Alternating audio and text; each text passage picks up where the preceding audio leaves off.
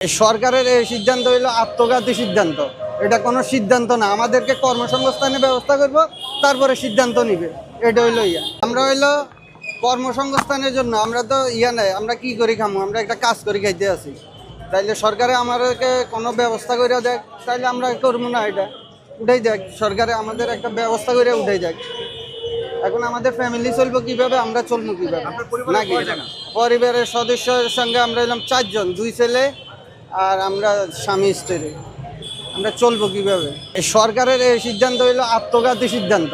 এটা কোনো সিদ্ধান্ত না, আমাদেরকে কর্মসংস্থানের ব্যবস্থা করব, তারপরে সিদ্ধান্ত নিবে।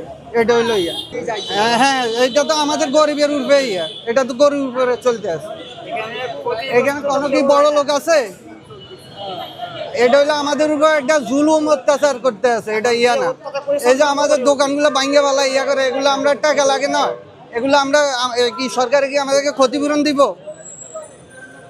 সরকার তো বলছে মেট্রো রেলের নিচে বসানো নাই, সরকারে আমাদের কই বসাই দেখ। আমরা তো জায়গা পাইছি মেট্রো রেলের নিচে, এই জন্য বসছি। সরকারে জায়গা করে দেখ, আমরা হ্যাঁ ওইখানে যাবো তো, যাবো না? আমরা তো কর্মসংস্থান কর্ম করতে হবে।